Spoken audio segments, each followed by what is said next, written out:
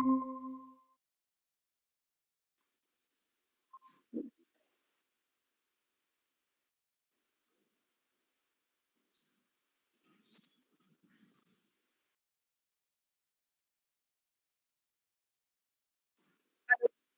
morning, sir.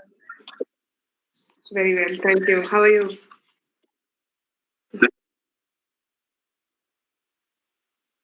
Okay. Okay.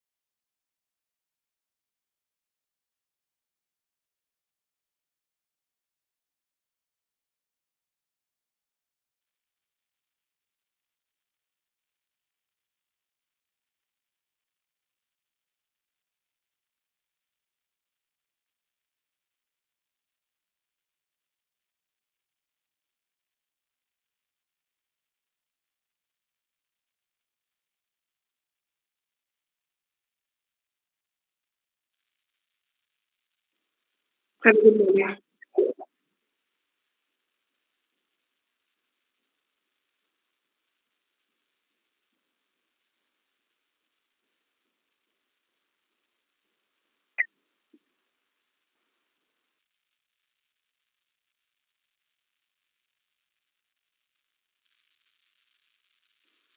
Very good morning.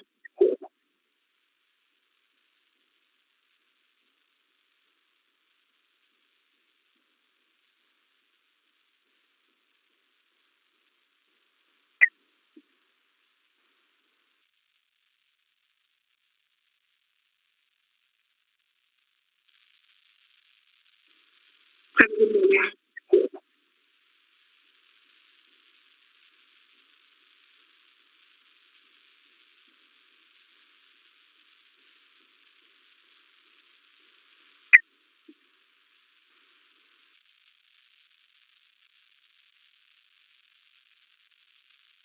Very good morning. Very good morning.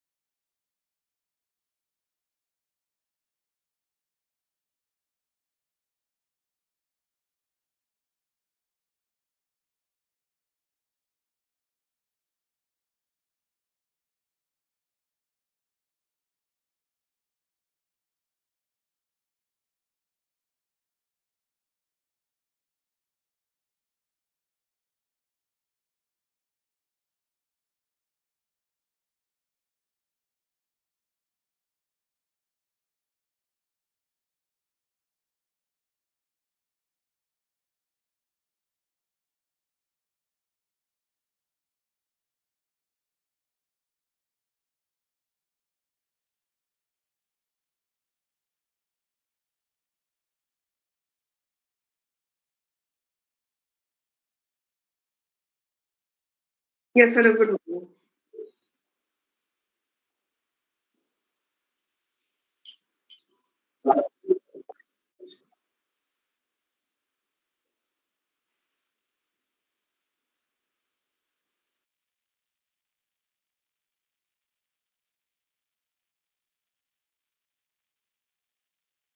Yes, hello, good morning.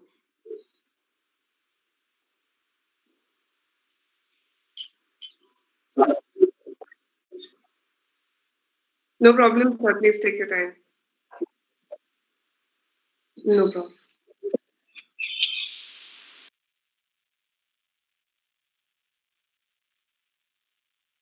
Yes, hello, good morning.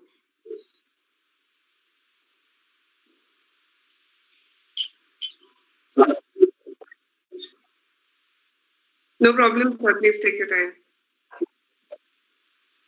No problem.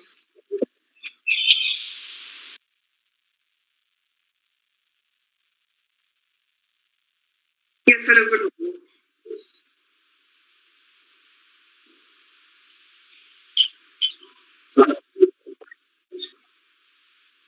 No problem, sir. Please take your time.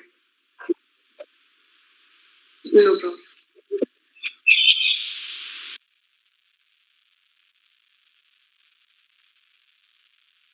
Yes, sir. Good.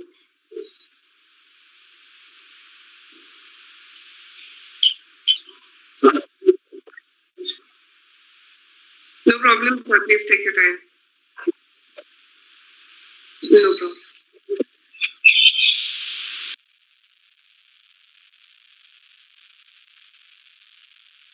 Yes, sir. Good.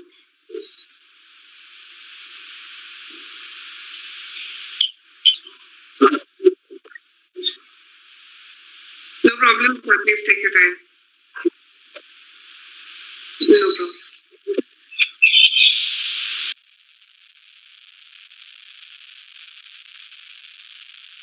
Yes, sir. Good.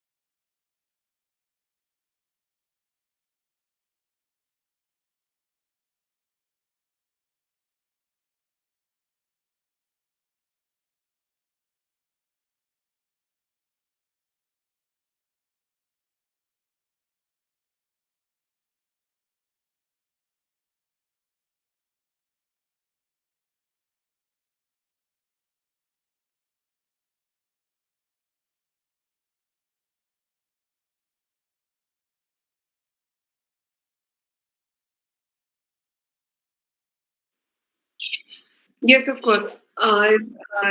Is everything set now? Oh, okay, okay.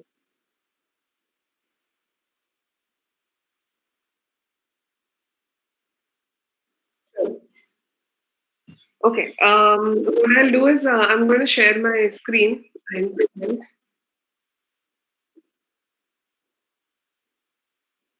Okay.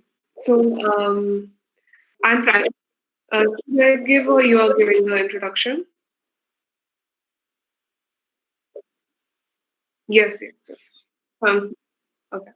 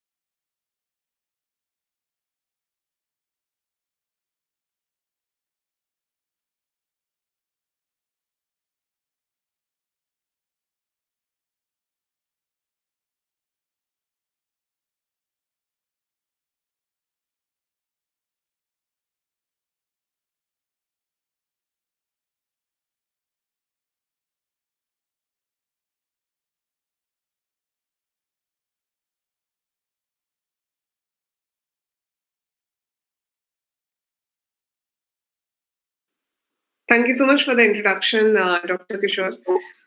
What I'm going to do is I'll just share my screen first to present.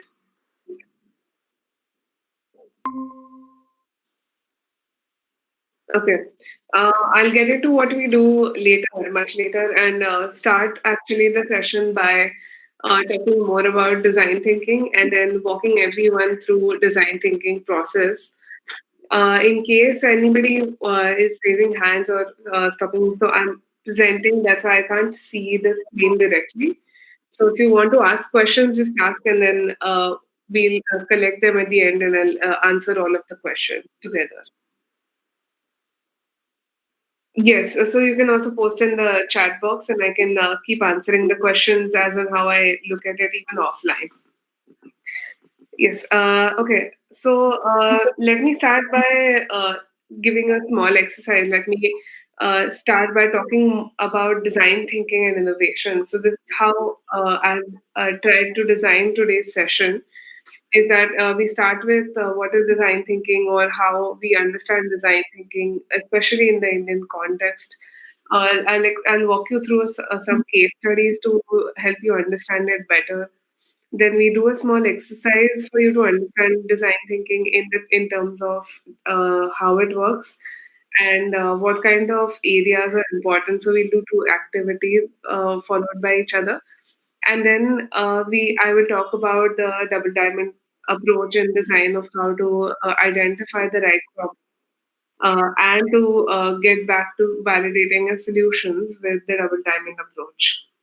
Once after all of these are over, we'll get into questions for the last 15 minutes of the session.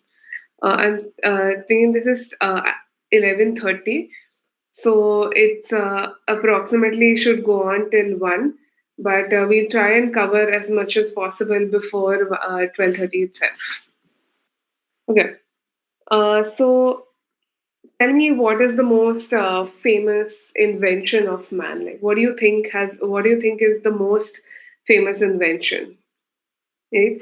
Now, because this is an online session, so I'll try to give you an answer. It's like one of the answers that we always get is electricity has always been a great invention, but another invention that kind of steps on top of electricity is, let's say, the wheel.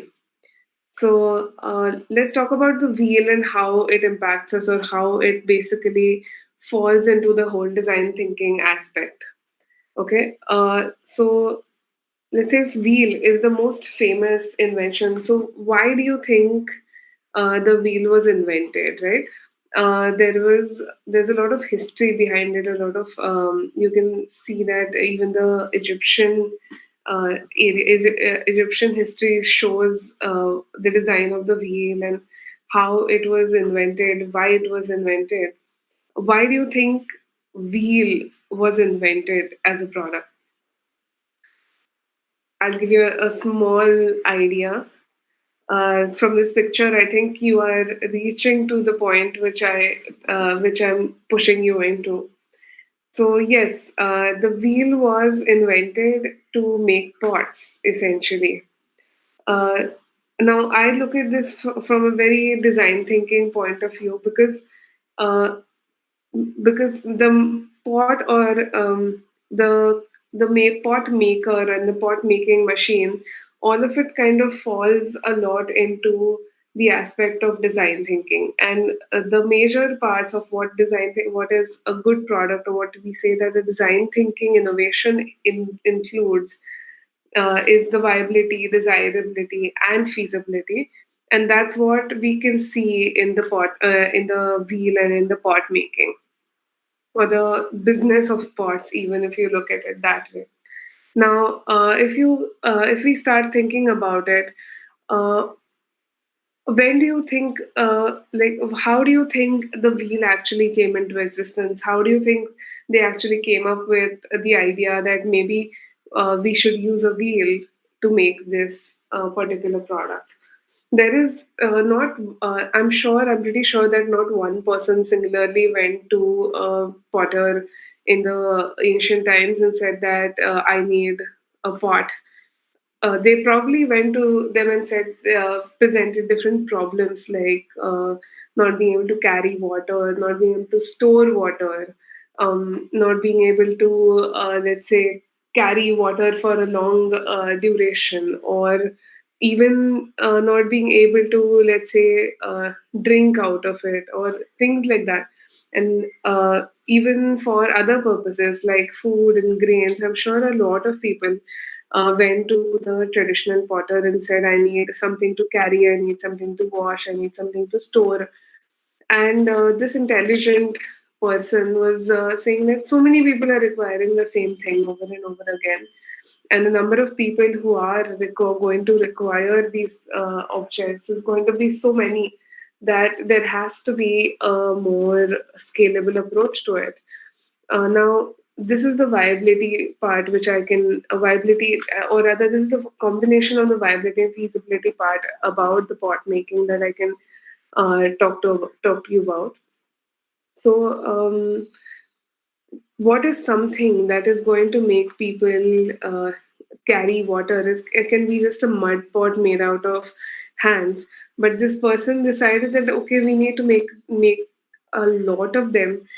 We need to make them fast, and we also need to make them similar looking, so there are not too many objective differences between two pots, and many people can buy it at the same time.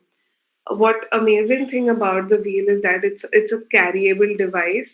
It can be made out of the next stone you look at, and it can be put in their backyard, in which they can just pick up whatever materials are available in front of them, put a little bit of water in it, and then swirl it on the wheel to make the pot. So it kind of follows all three parts of viability, desirability, and feasibility. And let me talk more about viability. So, viability is the ability to work and survive. Most of the innovations that we make every day are usually going to work. Like we make them in order to function, to solve a certain purpose, and to end up in the right to give an end result of the right value to our end user. So we usually make solutions which are viable. And viability is something that is taught in our usual in our regular professional classes, where engineering we are trying to solve problems, in civil we are trying to solve problems, in a lot of areas. With viability, the functionality is kind of something that we know how to make it work, like how mechanics work. We know the viability. Feasibility is the ability to be conveniently done. Now, this is something that is mostly forgotten, or it is now coming back as becoming a more sustainable medium to create something. So, for example, pots are made out of mud, which is found right next to their house. Or if you even look at old houses, even look at houses in the villages, they're made out of materials that are found there. And the reason why they are made out of those materials is, one, is because they can survive for longer in that kind of feasibility. But two, also it can be made economically. So you spend very less money and you also make it survive for longer. So that is the feasibility factor. And viability and feasibility kind of go hand in hand. If it functions but it cannot be made in materials available, then it's going to be very expensive, and it might not survive as well. So making sure that viability and feasibility are main factors of making sure that the product runs and is utilizable for the longest of time. But the most important factor that we all forget in innovations, in design thinking, or when we are trying to solve a problem using the design thinking process, is desirability. Now, viability and feasibility is something that we all have thought about and all sort of account for at some place or the other. But desirability is a factor that we almost all forget about. So, making sure that a product includes desirability is what is going to make it saleable, and it's also what is going to make people use it a lot. Uh, Desirability is, of course, related to emotional design, or rather, it relates to emotions of people. But that is the most important factor of how people make decisions. If you think about it, um, most people take decisions. There's decisions based on emotions, and their emotions affect the emotions of everybody around them. So the let's say a child's emotions or the child's reasons to make decisions will affect how the parents also foresee them, or how the parents' emotions also evolve. So desirability is a very important factor. How the pot looks, the beautiful round pot which you actually want to carry in your hand, want to put it in your house, in your kitchen, is something that is why one of the reasons why you would buy it. If this looks beautiful, is one of the major reasons why you would buy something. So desirability is an absolute important factor that most of us forget. So to just revise in terms of the pot, if you look at viability, it's a beautiful symmetrical structure which allows you to carry water, and it also stores water in a more purified way using the materials available at hand, so which covers the feasibility. And the fact that it has a nice long neck, and it falls into the roundity and the objective and the beauty of how humans carry objects is the desirability factor that covers it. So the pot not only helps store and carry water, but the wheel of the pot is actually something that has the viability, desirability, feasibility factors itself included. And that's why I give this analogy a lot, because if you look at pottery, it's the most amazing design thinking innovation of man. Uh, how do we actually arrive at viability, desirability, and feasibility is the process of design thinking. So this is how we arrive. So so I've divided this process into very simple three part. Okay, this hear, create, deliver. Or if you look at HCD, it's human centered design. So remember HCD, and you will be able to remember the process of design thinking very easily. So here, create, deliver. The most important part of design thinking, or to start the design thinking process, or to find the innovations that can suit humans, is the part of here.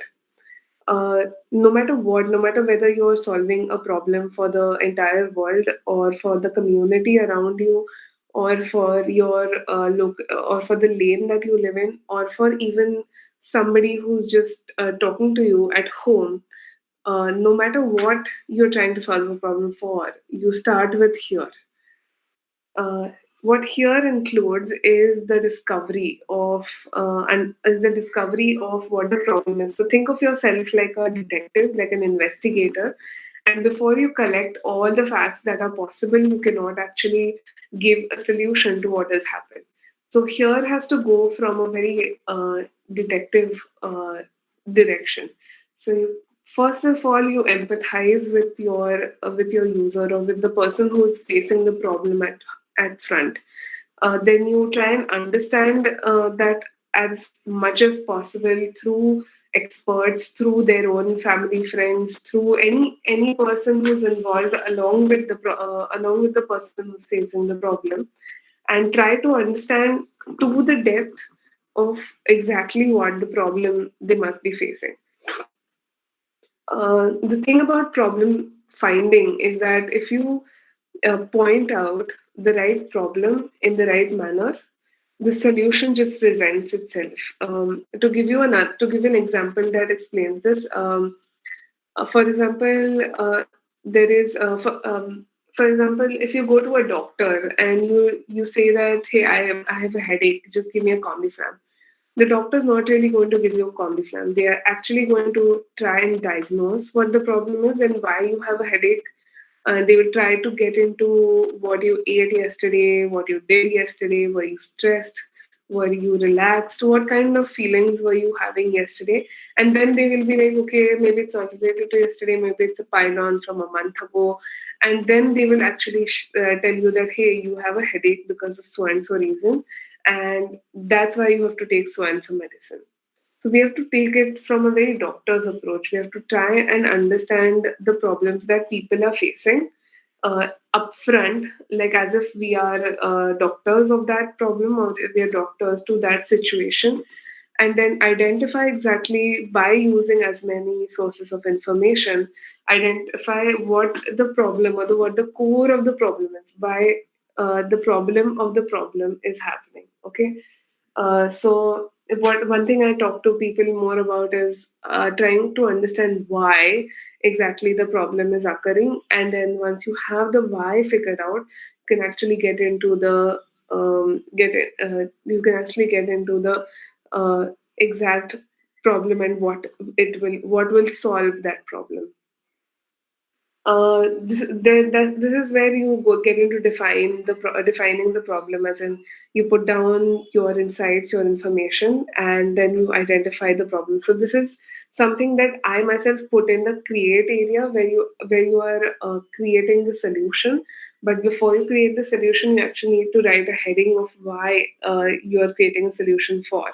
So this is the problem that you need to identify, and that's the solution you're going to write. So create is the part where we get more into understanding we get more into the depth of creating a solution. Then we sort of ideate onto the concepts of what can be the solution for the XYZ problem that we've identified. And then we get into the process of conceptualizing it, prototyping it. No matter what solution that is just said out loud, it does not really end up becoming a solution. You have to develop it into a prototype, or you have to create a concept out of it. You have to show a sketch of it, or at least you have to visualize it for the other person to be able to use that solution.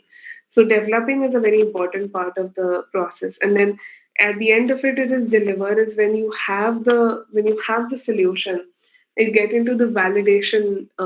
You get into validating it with your user, saying, "Does this work? Does this help?" You get into implementation, as in, okay, now does it help? Now does it work? And then if it helps actually, then you set your next part of the process into improving. So you constantly improve because humans constantly change. So this is something that I will talk more about in the double diamond process. But uh, if you look at design thinking, it's basically a everlasting process. It's iterative, and it needs to go on forever.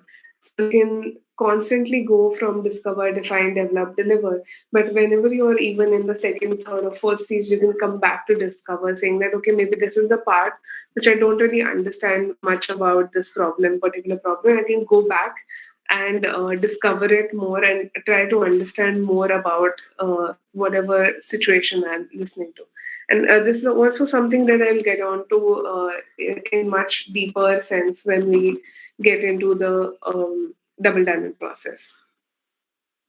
Let me give you a small case study, or rather, give you an example of how design thinking has helped, or how design thinking has been worked on by a lot of companies. There's tons and tons of companies, multinationals, American, European, Indian even, who are using design thinking as a process to solve problems for their customers, as well as to solve problems within the company, to solve problems for each other. So that's something that I would like to sort of put some light on right now. Um, let's take the case study of Nike Flynet, and uh, tell you more into detail about how this product evolved. If you all must be knowing that Nike makes shoes, sport shoes for athletes, and or accessories, sports accessories for athletes, and they've always been in the game of, or in the they've always advertised themselves as somebody who cares more about the athletes than care about the profits or the designs or the colors. So this is something that they have stood by in the long time, that they have created products that they always work along with the athletes. There's always a few people from the Nike who are trying to understand how much their product has been utilized and what stage it is at. If you recall the success of Nike, they made this shoe called as Nike Air. Yeah, okay. So I think it was called Nike Air, and they this particular shoe was had actually a lot of perforation, and they launched it in somewhere around the 90s, and it took hit like anything. Everybody wanted Nike shoe with a big swoosh on it. And that's something that has gotten them really far. But they did not stop there. They did not just make Nike Air and said, okay, now that the athletes have cooling technology in their shoes, we are good to go. They actually went ahead into improving their product to make sure that people use it for a long time, and people constantly have uh, problems being solved by their Nike shoes. So they went and sat with the athletes. They actually worked along with runners, and they realized that the soles of the shoes were coming out. So while running, especially. So a lot of athletes would have to either stick their soles or wear different types of soles inside the Nike shoes so that they don't slip out. While running, they actually have this movement, and because of that, there is a friction between the sock and the sole, and then the middle part of it is not as stuck as possible. It's actually just fit inside the sole so that it can be removed very easily and washed and stuff like that. So so the sole would come out when they are running or when they are on the track, and that would cause a lot of discomfort. I'm sure that most of you understand the discomfort. So what they did is they actually went to the race track. They fitted these small running tiles to their shoes, the Nike Plus running measurement tools to the shoes. They sat and spoke to the athletes about how they feel and what they need to do and how they can help. And a lot of athletes would talk about the time that they would spend in they would spend in wearing the shoe actually, where they first wear the sock, then they have to actually loosen the laces, shoelaces. They have to pull the tongue in, tighten the laces, then put another layer of whatever they are on the shoe, the buttons, and then they can actually go ahead and start their warm up. So it takes a while for them to wear the shoe and then actually start running. And then once they are into the running motion, because of whatever temperature, friction, all kinds of chemical reactions, the sole would slip out.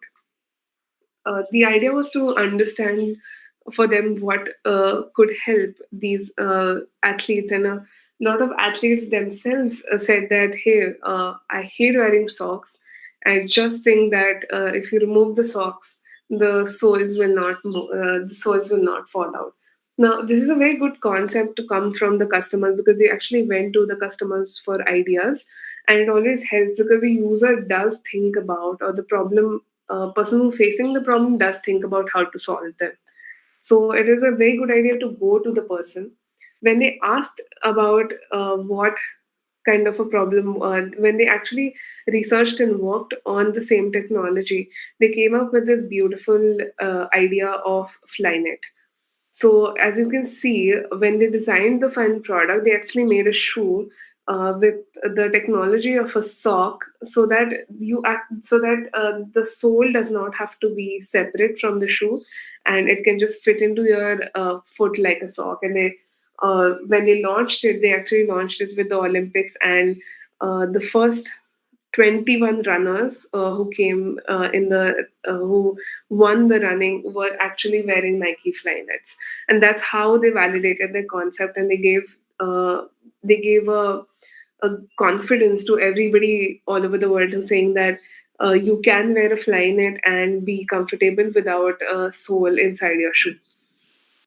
So, and they constantly do this. This is what good innovators do. They actually constantly innovate the same product that they have they improve on the same product through innovation constantly by talking to as many people as possible.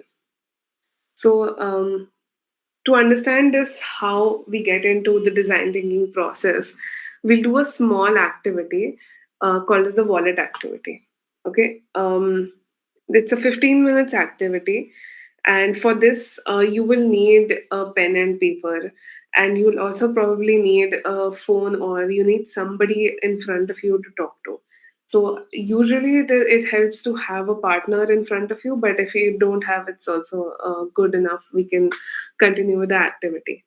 So I'll give you 2 minutes approximately to gather the materials. You need a paper and a pen. If you want, you can collect other stationery materials also, whatever you need. Hoping that some of you are sitting in front of your desks, so you will have the materials in hand. But just to start this activity, sit with a pen and a paper, and it's just something that will get you to easily understand how much difference it makes going in innovation through the design thinking process, than just going in innovation through the process of finding the functionality first and then finding the form that fits it. So this is something that is constantly bombarded into our heads as designers in school, in college, that form follows function. Is making sure that function or the problem solving aspect of anything comes first, and then comes the aspect of making it, then comes the aspect of actually making it look pretty and selling it. So the functionality is what we are going to talk about, and how it helps actually define through the wallet activity. Okay. So I'm guessing that all of you all are sitting with a pen and paper in front, and we are sort of up with the 2 minutes that I gave you. So here, let us start with a small part of the activity. Uh, okay. So in the next 3 minutes, I want you to sketch the most ideal wallet. Okay. On the piece of paper, try to use a part of the paper to sketch the most ideal wallet in the next 3 minutes. I know that you might be a little scared for of sketching, but see, we're all artists in a way, and it's very important to know how to present your ideas in a drawing, because it is the fastest mode of communication. So here's what I want you to do: is start sketching the most ideal wallet, and if you think that your drawing is falling short, then try to put up arrows and mark it. Okay. So I'm starting the timer on my phone, and what I will do is I will let everyone know when it is 3 minutes up.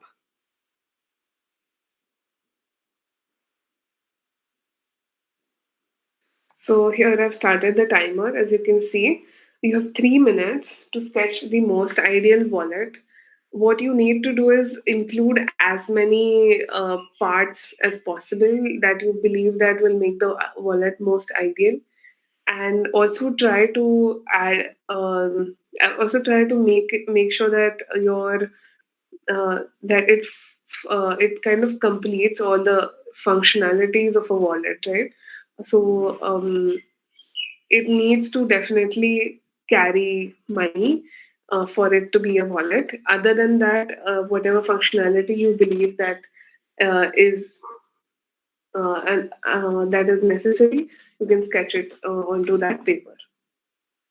So you have 2 minutes left, and till that time, I'll give you some. I'll give you a small time to start to continue doing it. I'm just going to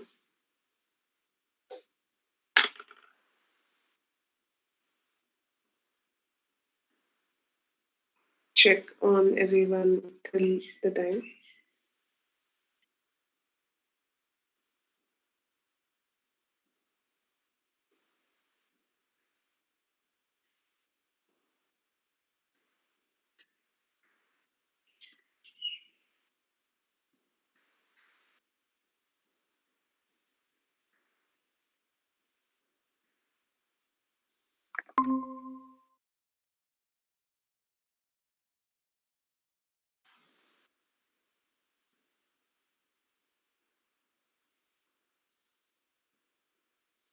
You have 1 minute left, by the way.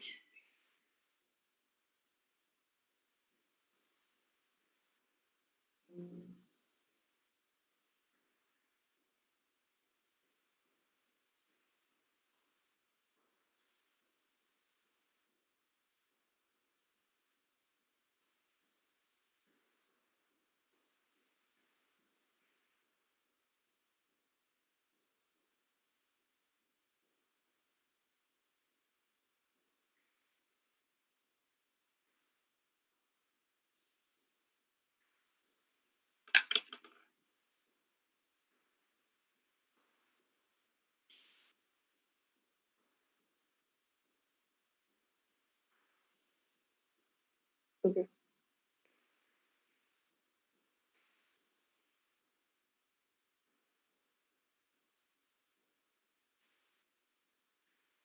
So let us move on. We have just six, five, four, three, two, one. Okay. So yeah, I know.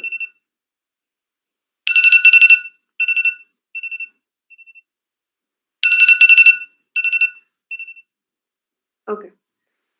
So the next part of this is to talk to somebody. So what I need you to do is talk to your friend or whoever is next to you or whoever you can communicate with easily and rapidly in the next 3 minutes.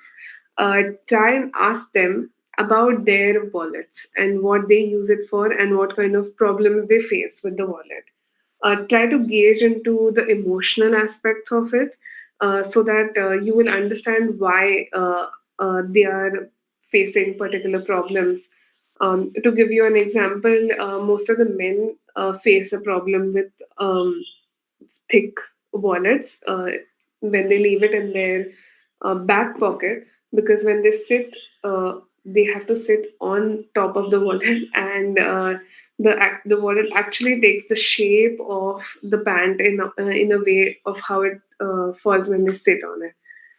So a lot of men that I've spoken to have that kind of a problem. So try and understand what level or to what expectations people have or your friend has with the wallet. Okay. So for this, I'll give you 3 minutes, and I think we've lapsed one minute already.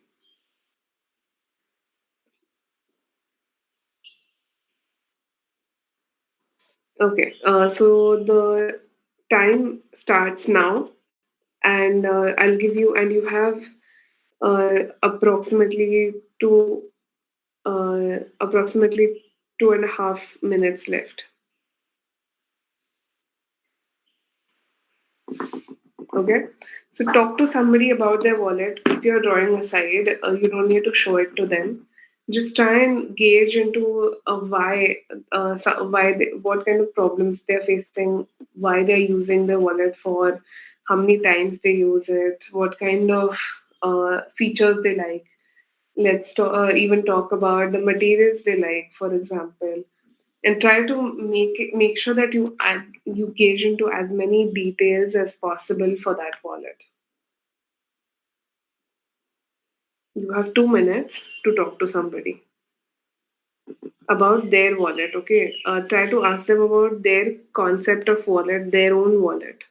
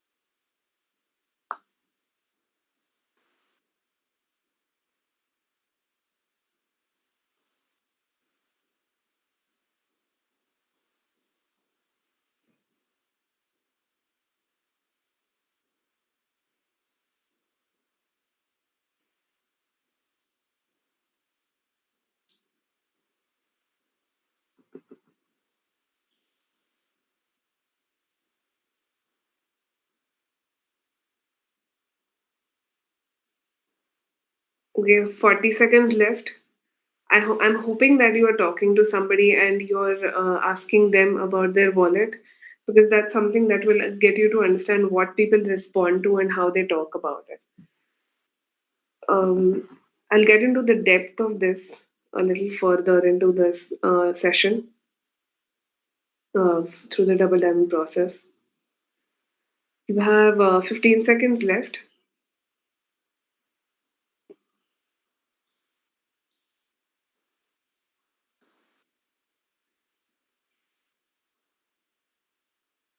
and that's it. The timer is ended.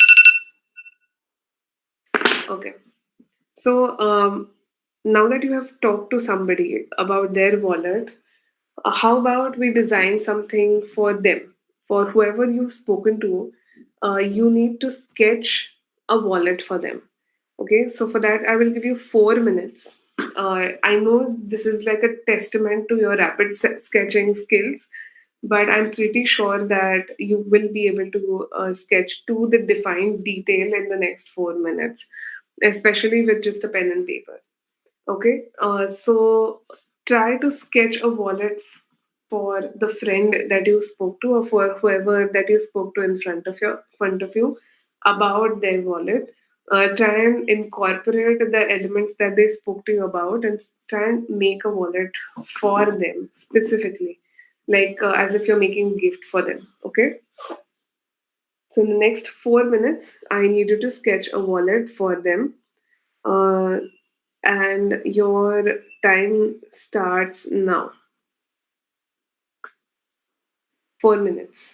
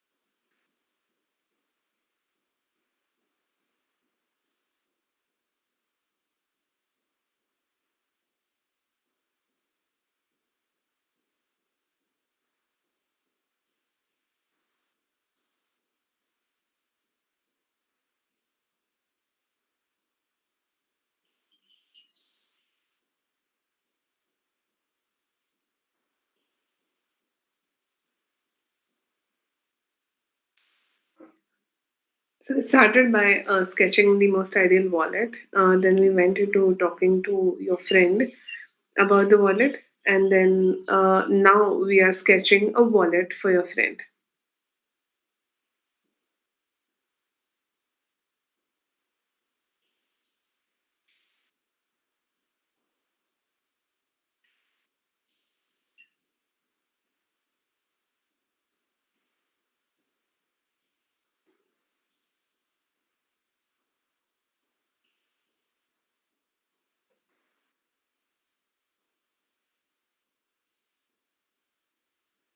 So you have 1 minute more left to sketch the most ideal wallet for your friend. Okay.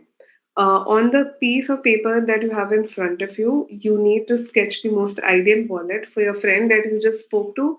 If there is nobody in front of you, sketch a wallet for yourself in the manner that how it will solve your current issues related to the wallet. Okay, the most try to sketch a wallet for them.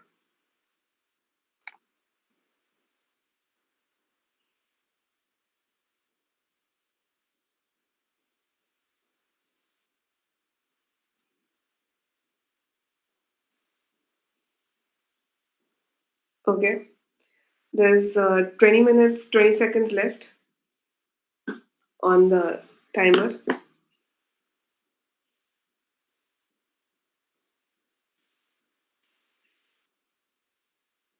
It's always through these type of activities that you will be able to learn exactly how it is and what design thinking is, than just learning it out of theories, and which is actually something that is not present over there.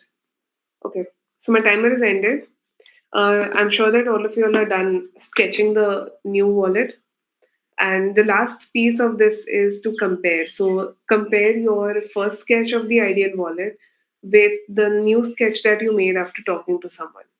If you see the difference, the first one is more of a unrealistic manner or something that you will not be able to sell. But the last one that you just made is very easy and very understandable to the other person to be able to for them to buy. Okay. Um, so let us move on to the next part of this. This is what we did in our exercise right now. We heard, we created, and then we delivered, and we showed it to people, and try to also gauge a little bit of validation from people by talking to them, showing them your design, asking them, do you like it, will you use it, those kind of things. Okay. So we followed this process of discover, define, and develop, and then we eventually will be delivering it. So let's say that when we look at design thinking, the discover, define, and develop is, let's say, probably the top of the iceberg. But actually putting it out there and getting it used by somebody is like the entire deep cold trench of the water of the iceberg that we kind of miss out on. Okay. There was a next exercise which was planned in this order, but what I'm going to do is I'll skip that exercise, come back to it later once after I've explained to you the process, and then we'll get into the exercise. Okay. So we're talking about here create deliver as a human centered design process of design thinking. I'm trying to make it as scientific structured as possible, but stick to me. This is something that has come out of very human practices. We don't usually go out and find a solution without actually understanding problems as a human tendency itself. Usually, problems come to us in the form of gossips or stories, and then we try to translate those into what we think of as an opinionated solution, saying that maybe this will help, maybe you can try this. And then somebody will try to implement it and tell us that, oh, it did not work or it did work what you told me. So we use design thinking on a very day to day aspect. And that's why putting it in a structure was one of the biggest challenges that people face. So let me talk about the the structured process of problem solving in a double diamond approach. Um, so to give you a more to gi- to try and make it more easier to understand, try to think about the time when you go to, let's say, buy a gift for your friend. Okay. We don't always use a very structured manner, but no matter what, when you are thinking about buying a gift, you will try to go into gauge into that person's life. For example, to what do they do on a day to day basis? What kind of gadgets do they use? What kind of problems do they have? Are they looking for something to solve their problems? We try to think about it as a in a gift manner, or what can it be that I can be of the most help to that person by giving this gift. And then we sort of buy, and understanding all of that, we sort of buy the most ideal gift according to ourselves. And then when we gift it also to them, we try to look for validation, saying that, did they like it, are they going to use it, are they just looking at it as a gift, are they going to make sure that is it going to go back in the trash, what is going to happen with my gift. So once we get that validation, then we are satisfied, saying, "Ha, okay, so we gifted somebody something, and they are going to use it." And that's basically the design thinking process. We are trying to solve problems by creating these gifts that everybody can buy in a way. Um, so here, create, deliver in the form of discover, define, develop, and deliver. Now, what these four parts are is what I'm going to divide using the design using the double diamond.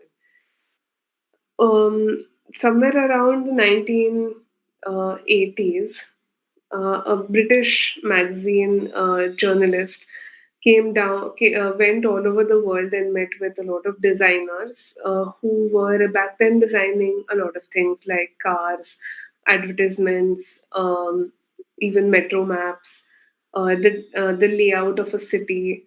A lot of designers were working on creating something that starts from scratch of and then sort of evolves into a lot of big designs. And that's where he came up with this design, this structure of a double diamond. So if you can see that there are two diamonds on the back, and that kind of falls into the discover, define, develop, and deliver area. So it is divided into four triangles basically. If you can see, the first triangle is about discover, the second is about define, the third is about develop, and the fourth is about deliver. The idea of this double diamond is that uh, is that there is a lot of information that goes in and out when you're creating something, when you're innovating something, and the importance of collecting and narrowing down information is being shown by the use of these converging and diverging lines. Um, so if you can, as you can see that there's a convergence and there is a divergence. When there is information collection, when you're absorbing, you need to be able to converge. You need to be able to see it from a, let's say, bird's eye view, which means that you need a wider angle. And then when you narrow it down, you need to see it from the ant's point of view, and then you need to sort of narrow it down to the single problem or the single ideas or the insights that you form out of understanding. Again, you diverge with solutions because as humans, again, we are filled with solutions. Our head is filled with solutions. There's no we don't find it very difficult to adapt. Usually, we'll find a quick jugaad and we'll adapt to something really fast. So the solutions are there. Like it's in the air. Show me a problem and I'll give you 10 solutions on it. Never be scared of ideas. There's hundreds of ideas lying around, and then again you conversion narrow down those ideas. So that's important, that you start with, let's say, one or two solutions, and then you decide whether the one and two is working or which parts of the one and two is working, and then you continuously keep on diverging and converging with information to essentially come up with the most appropriate or the most viable, feasible, and desirable design. um, this is the double diamond chart that we have created, which has all the parts of design thinking, and it kind of falls into the discover, define, develop, and deliver. The one part that we also have included is the evolve part, in which you kind of iterate your design. So that comes first, you continuously evolve it to make sure it adapts to the design, and then you go on with delivering it if it actually fits into the area. So let me actually just focus on one part of it, and we start by the discover and define. Okay, so as you can see that discover starts with a big triangle, a diverging triangle where there's a lot of collection. How does discover work is by doing primary and secondary research. There's also tertiary research, and but we not get in that much depth because I'm sure most of you know research methods and how research methods work. So let's start by discovery. In this, you basically what we do is we immerse ourselves into the customers or into the users who are facing the problem.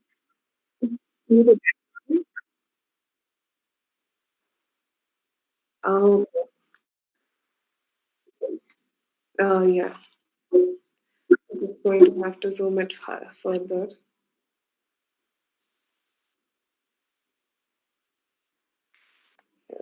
Otherwise, I'll just zoom it here and then we'll be able to see it.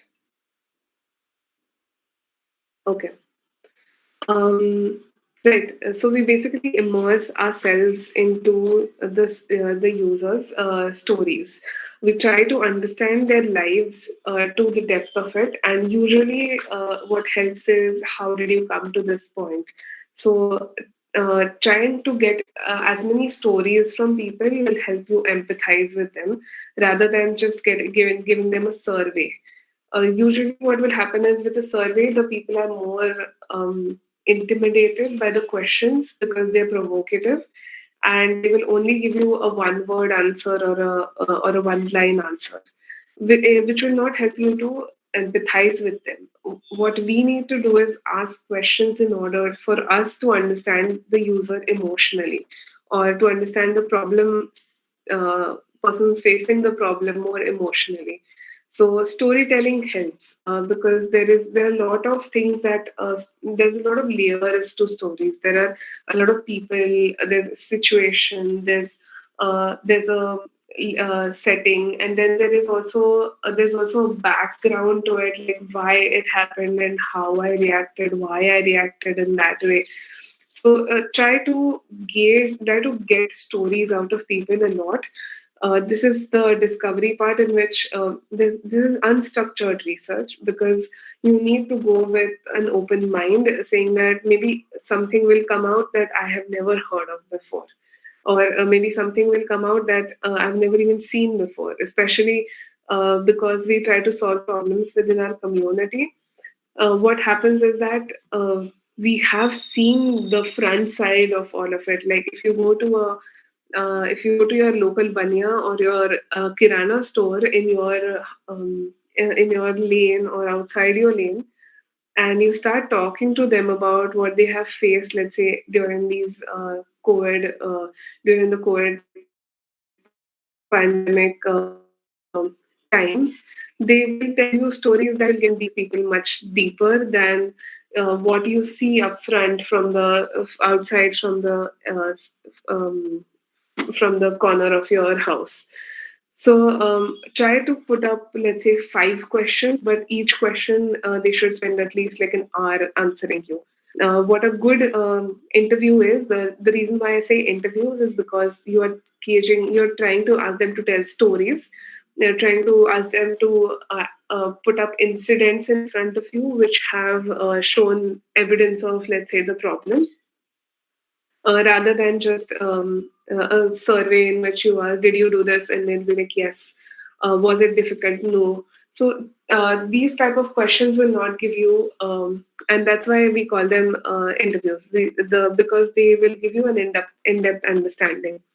There's also documentation, then the meetings you can do, and then there's a lot of observation that you have to do. We are human beings, and everything that we have can absorb information, like all the senses that we control and don't control as well absorb a lot of information, is what and that information needs to be taken account for. So the sense of touch, what how it feels and what the textures of things are, for the even for the user, for people who are going to visit, trying to understand what sounds come, because a lot of times sounds are something that emotionally changes. Like good music affects us and bad music affects us. Sounds is something that need to be documented. What they talk obviously needs to be documented. How it tastes needs to be documented. What you see in front of you needs to be documented. Three people came in walking together, one person sat on the chair. All of this is observation, and it adds to the experience of the solution, and that's why all of it needs to be documented. Your solution, like for your okay, I'll get into that in the next part. The next is define, is when you identify these themes coming out of stories where there is a lot of where there's a lot of emotional problems that they face. You'll easily, if you talk to two or three people, you'll find patterns and you'll find similarities. You'll also find how coincidences are happening between them and how those are related to the viability or the feasibility of the problems they are facing. So all of these patterns from your findings, for example, like if you look at all the detective shows, if you look at all of these detective shows, they have a huge board, which is a investigation board, and they will put up these photos of criminals, photos of victims, there'll be photos of houses, all the evidences they have collected, all the recordings they have collected, everything will be in front of them. And then they will try and draw patterns in them. They'll try to say that, okay, this person is connected to this person, is connected to this person.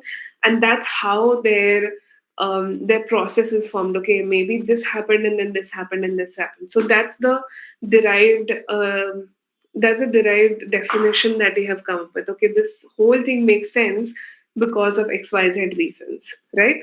So that's the definition that we are looking for. We want you to put all of your findings in one place in front of you. The Like, if you can see in behind me, I've put up a lot of post-it. So whatever I observe and notice, I kind of put it up, and that's what I try to analyze at the end of the day in order to sort of condense it into the right insights. Okay. uh, from this information that you have found out, what you need to do is deduce opportunity. Okay, we look at problems as opportunities, and rather than looking at them as challenges. When you see a problem, you have an opportunity to be creative, an opportunity to innovate and solve that problem. And that's how you should proactively think about problems as well. So when you come up with these insights, try to draw into the opportunity of it. Try to look at, okay, this is the loophole, and that's what presents the opportunity. Like, for example, wherever your user, and let's by this example go with the kirana store owner who is facing a problem at who's during his day-to-day time, this is the period where he is most affected or has the most amount of issues or stress that he faces. Then that is the opportunity that you want to tackle, because that solving that will present value to this user, and then giving them value is going to get them to buy your solution, right? Or to use to make sure that they use it, uh, utilize it in their day-to-day life. So try to deduce opportunity from this, and then formulate problem statements. So whatever information, whatever insight that you have generated, saying, for example, XYZ has not XYZ buys medicines every day, as opposed to XYZ has to be delivered medicines every day, uh, can be your problem statement. And how can that form into a solution is by creating a delivery app, right? So, the how might we questions. How might we make sure that XYZ has no stress when they are doing XYZ tasks is also a good problem statement. So, set your challenges, set your frame your opportunities in a way that they are going to eventually deliver value to your users as a solution. The next part is develop and evolve, and I'll also sort of zoom it in. Right.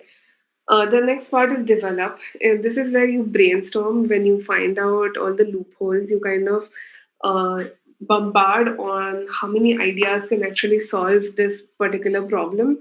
Like, for example, even when you're gifting somebody, you will come up with a lot of ideas saying, I'll give them this, I'll give them this, I'll give them this, I'll give them this. I can give them a present that is an experience. I can give them a present that is a small toy. I can pack it in this way. I can share it in this way. They can have. So there's a lot of ideas that you can come up with in your developing solutions. But this is the place where you put up all your ideas. Okay. So first is you brainstorm. You're like, what is viability, what is desirability, and what is feasibility.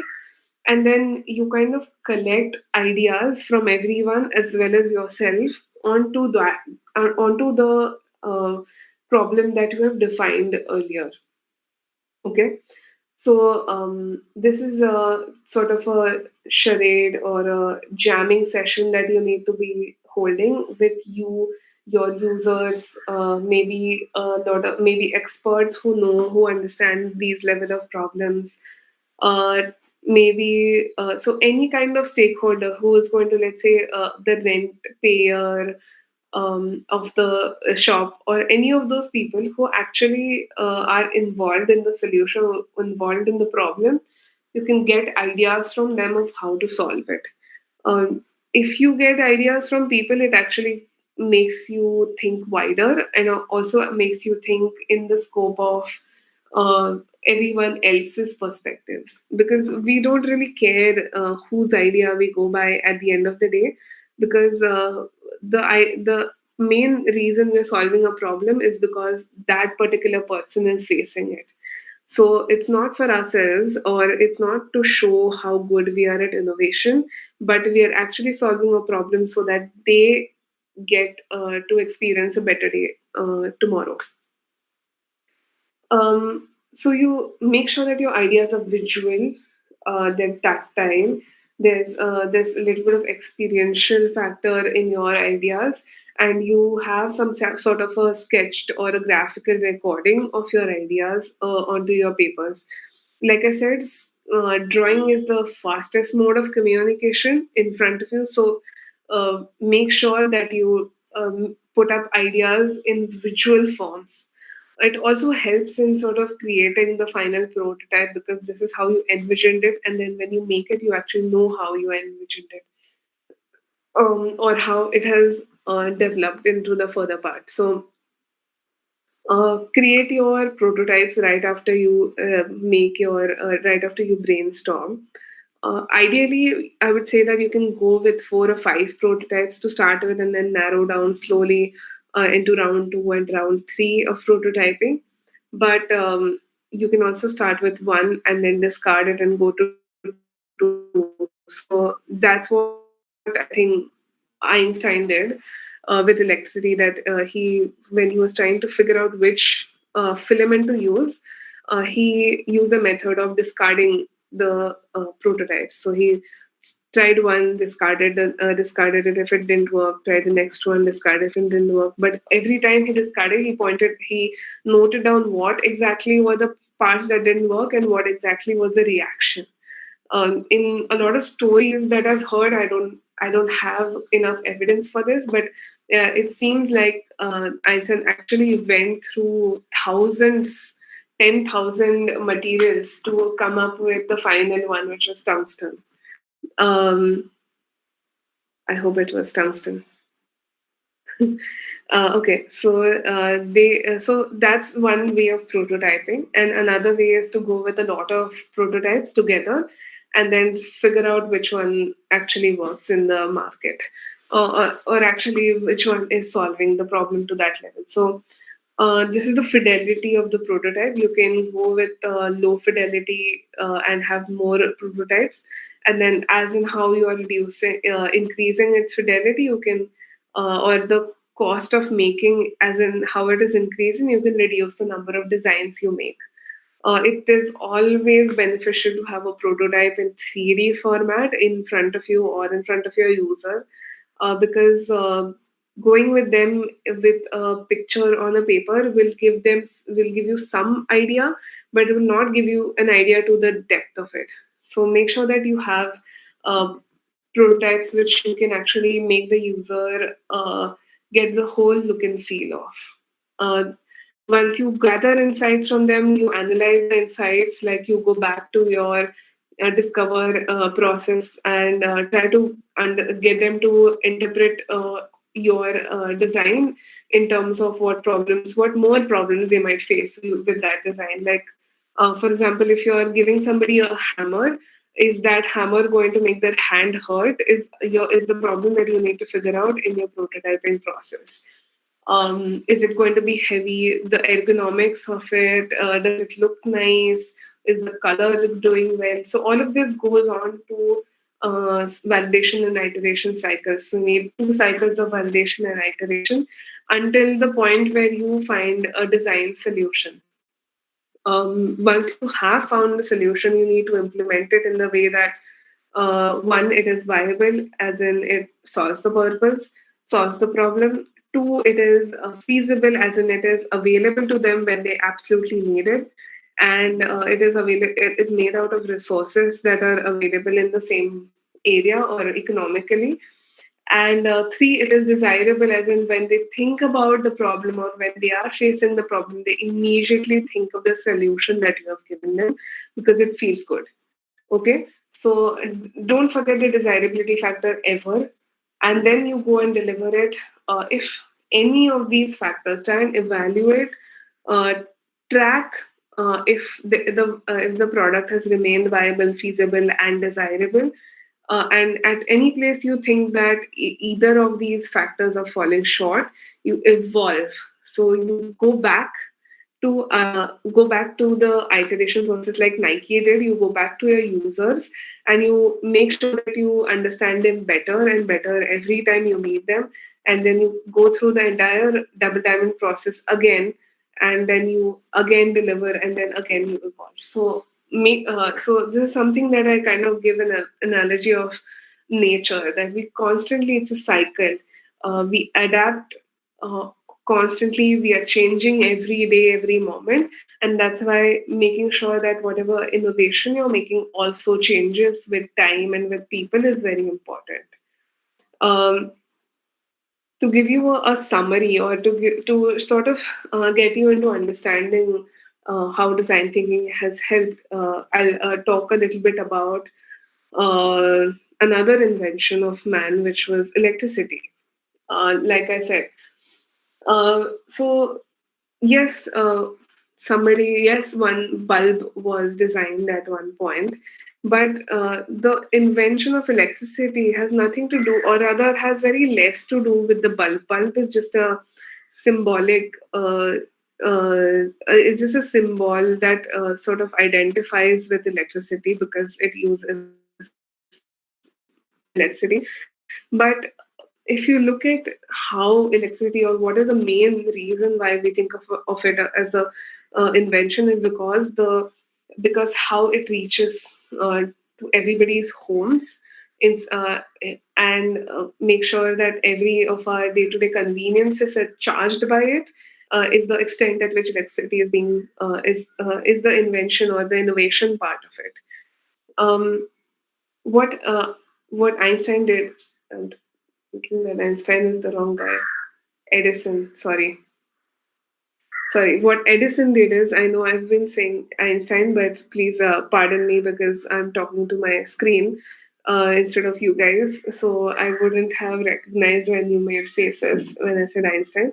So what Edison did is, he actually sat with a big team of people, of designers, of innovators, of physicists, engineers, electricians, everyone, and they actually created the circuit board, which helps create the transmission of electricity. uh, the most famous part of electricity that he actually did was design how it can be transmitted in everybody's homes. And he didn't just decide that one day, okay, everybody everywhere we're going to put electric cables.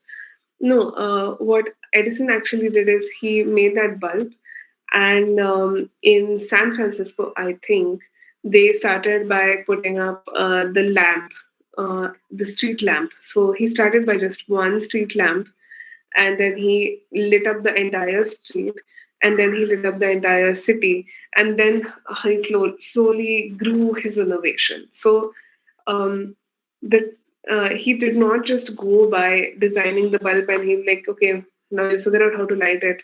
He actually made a way to make sure that bulb is being used in every household. And yeah, I mean, if even if you look at the the reach of the bulb is very high.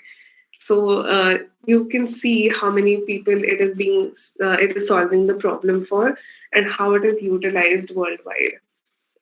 Similar concept of the potters of the pots. The wheel is something that carries or the make sure that there is pots being used all over the world. And it also creates opportunity for whoever needs to make a little bit of money out of stone and mud in front of their house. So, to revise, this discover, define, develop, and deliver is a process that we follow in design thinking. You discover in which you understand, you gather as much as possible, then you define is where you narrow down. When you develop, you again go wider with as many possibilities as you can see, and then you finally get into deliver, and then you constantly make sure that and then you make sure that it constantly iterates, and you are constantly going back and redeveloping your innovations. I'll give you another example before we get into the last activity. So, uh, I'm sure all of you have heard of Uber. If you're not using it, at least uh, Uber uh, is a application for on your phones for get for hiring cabs or for hailing cabs. Actually, is what they say. So, how did they go about that process, and what changed the whole part of Uber? Uh, they started when Uber actually came into place, they started by just recognizing this small problem that people faces when they have to get a cab. They have to stand in front of their houses or stand in front of the in front of the road, and then put their hand up and then scream out for the next taxi in front of them. So this is the problem that Uber started with to solve, and they actually wanted to solve the problem for the user who's actually going up and hailing a cab.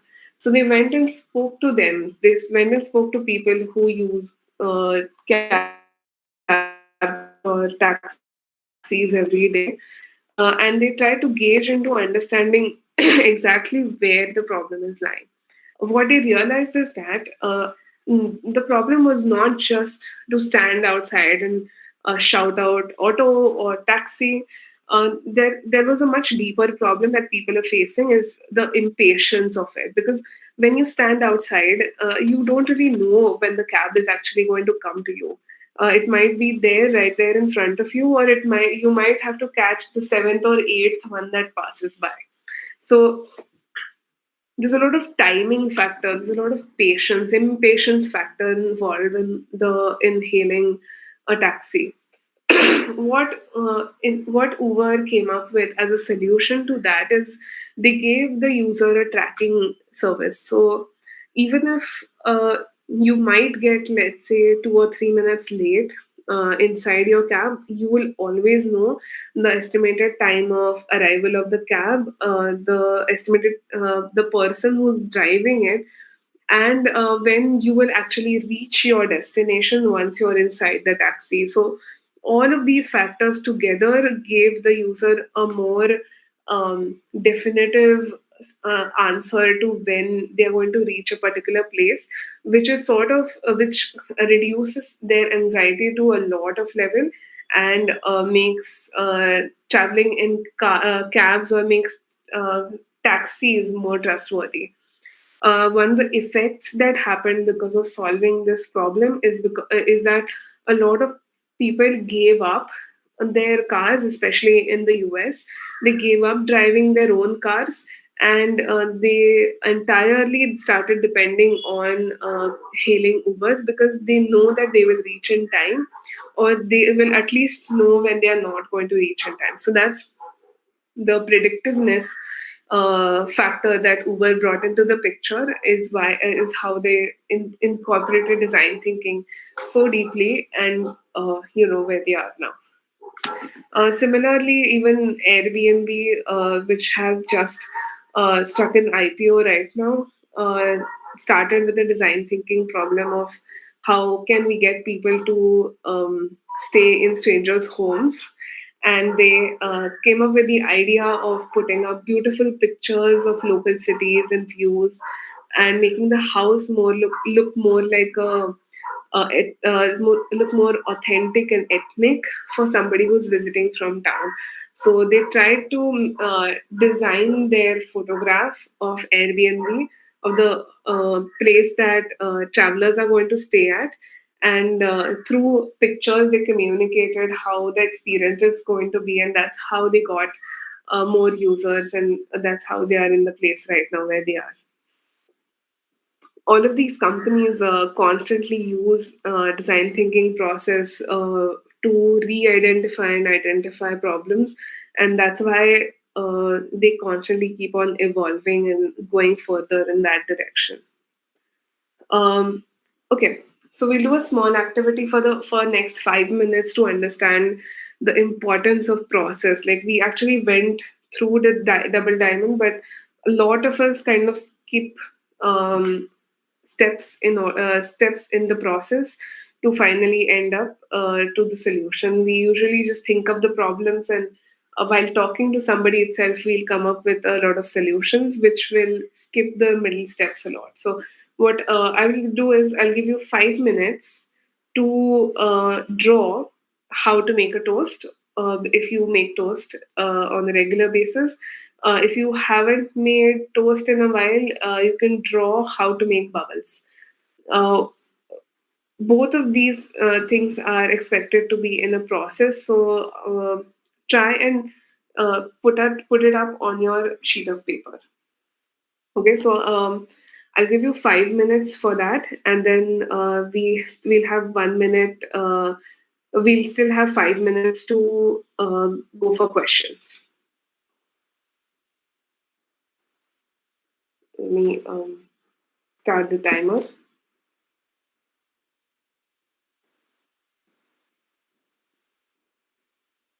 Okay, so it's 4 minutes 35 seconds, and what I want you to do is draw how to make a toast or how to make bubbles, whichever one you think is more interesting and exciting for you.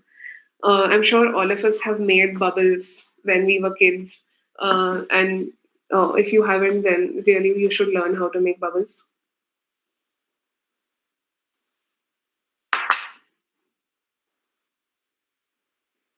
Also, on also try to understand. Also, if you haven't made toast before, try to draw how to make toast on a sheet of paper. Make sure that so this is something that will get you to understand the in-depth part of how in depth your process is, and how in depth you will utilize that process.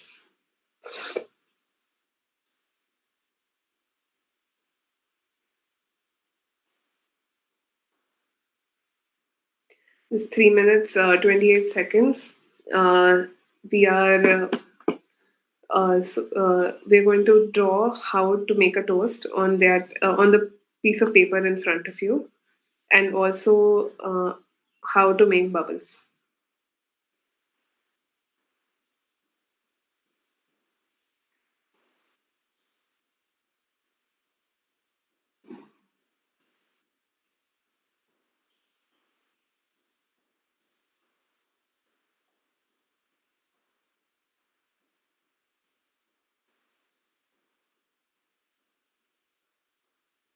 I am getting a lot of I'm getting a lot of questions, but what I'll try and do is answer those questions at the end of the session, so that we have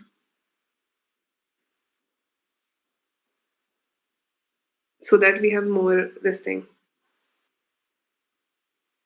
in that.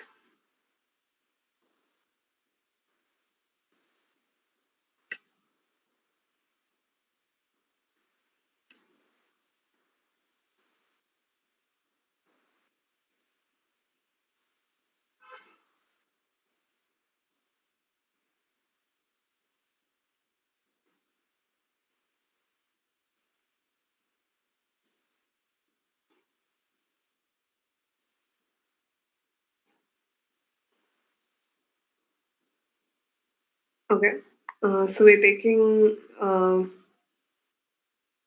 the next 5 minutes to how to draw how to make a toast.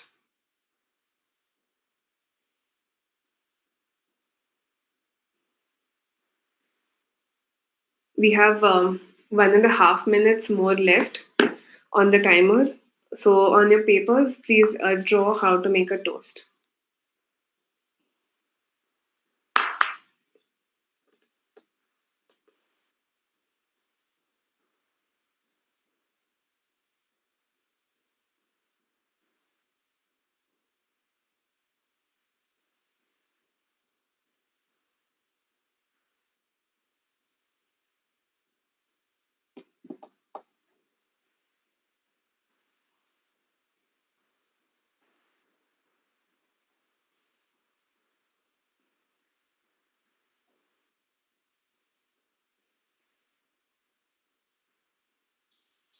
There's 40 seconds more left.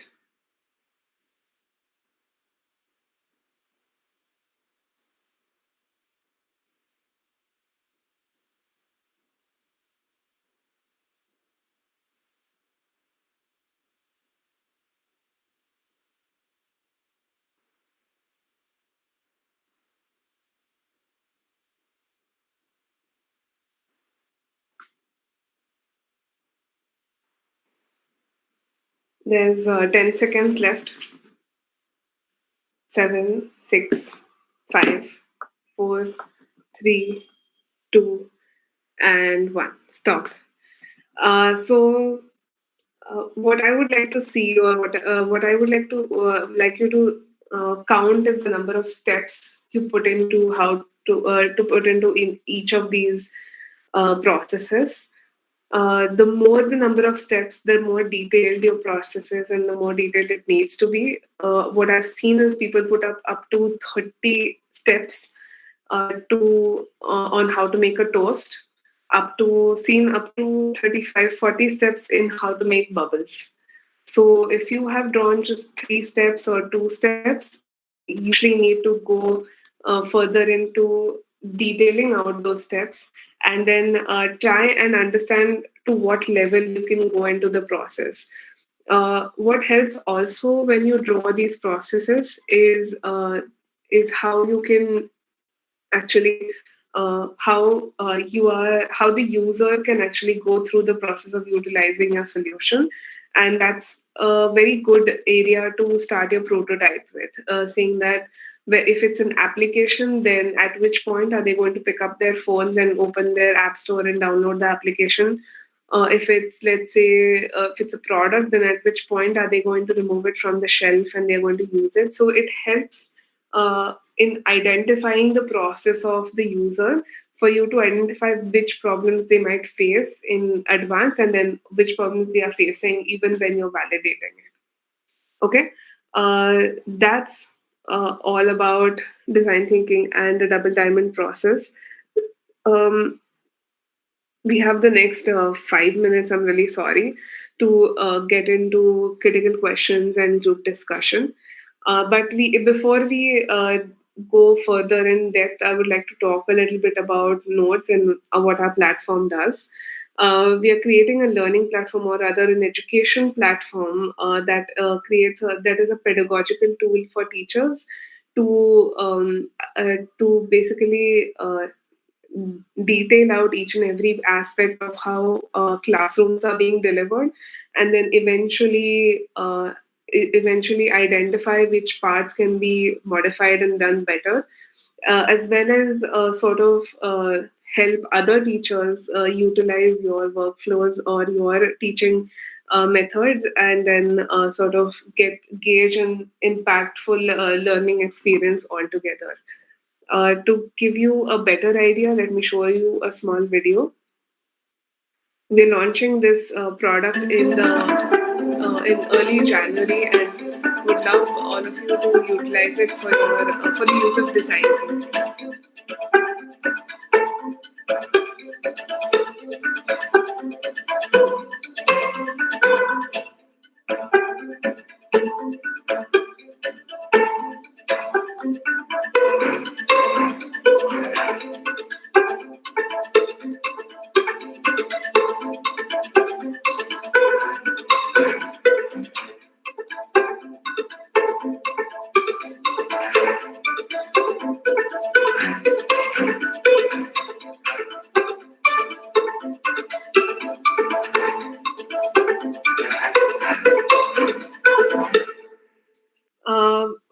right now, if you open app.ednotes.com, uh, it is you can sign up on app.ednotes.com as a teacher, and there are a lot of these free courses of design thinking that we have uploaded with all the teaching materials, the instructions, the resources to be able to deliver it to your students and to get an understanding of how it works. Eventually, we'll also help you organize your own lessons in order of design thinking. So that's where we are at. We are there's also uh, sorry. So let me just conclude by saying thank you. And if you have any questions, this is where I'll be taking them.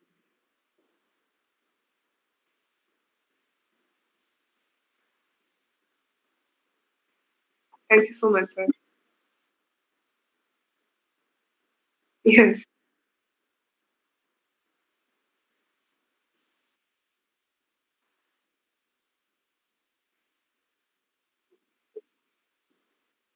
thank you.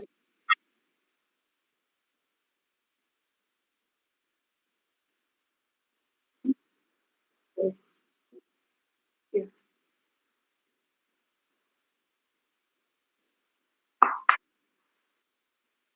yeah, yeah, yeah.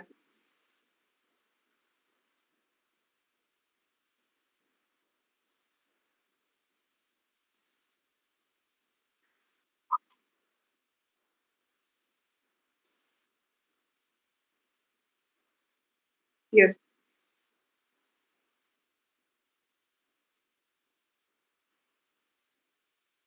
yes, yes, yes, yes. Huh.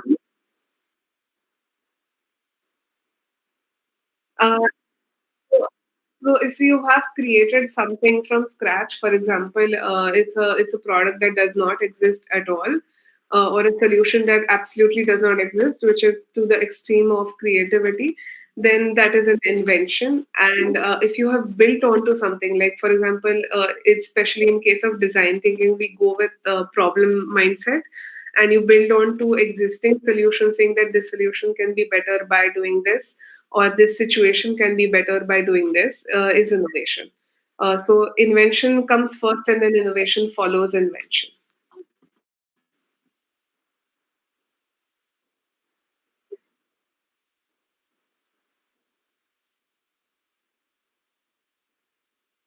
It's as if you start looking at all innovation as problem solving, then try to go with discovering who your audience is that you're marketing for.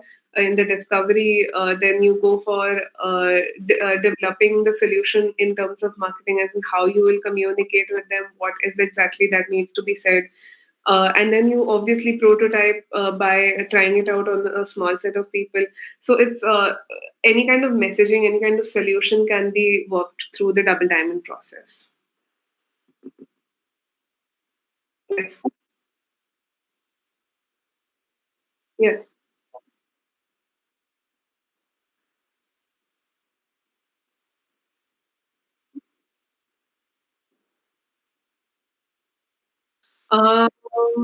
Because it's a very human innate process, design thinking. There is not much, there are not many softwares designed for it, but there are some apps that can help you.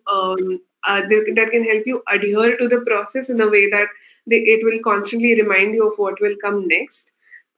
In the same order, we've also published a book called as Introspection Book, which also has the lets you adhere to the design thinking process or the parts of the process so that you don't miss out on anything.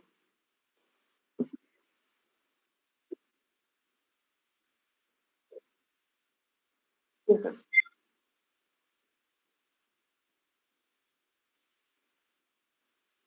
Um, so the rules is that the most important is that you have to narrow down your findings to insights.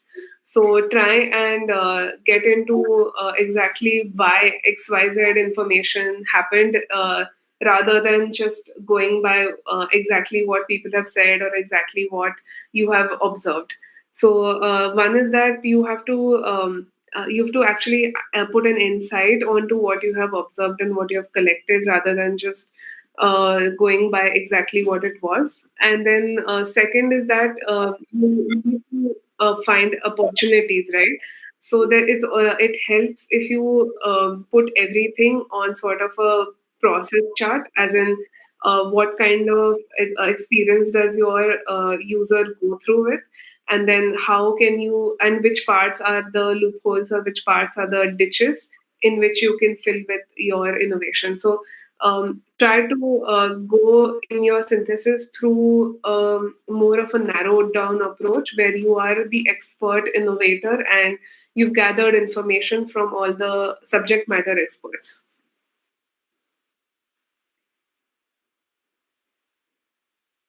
Thank you, sir.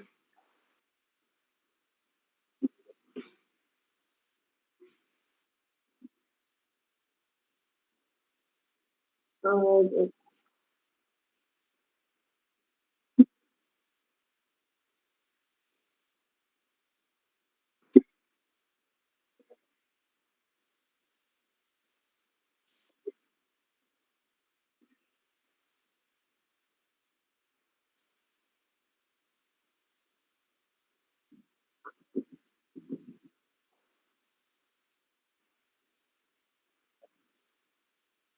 Looks like, but what they can do is they can keep posting questions in the chat. And, I can comment on the question whenever they have the.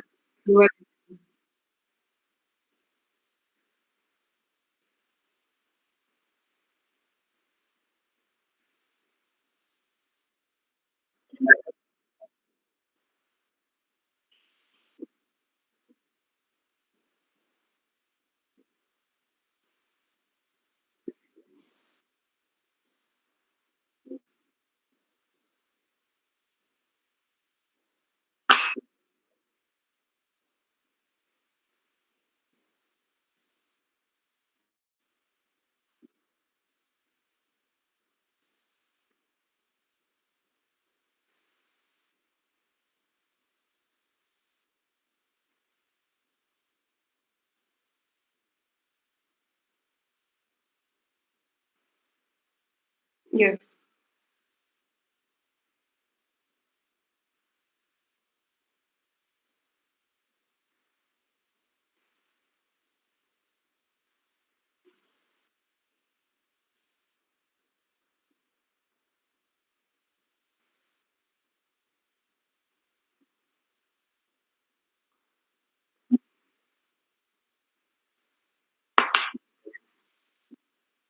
yes, sir.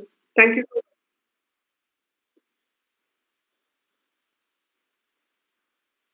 Thank you so much. I had a good time.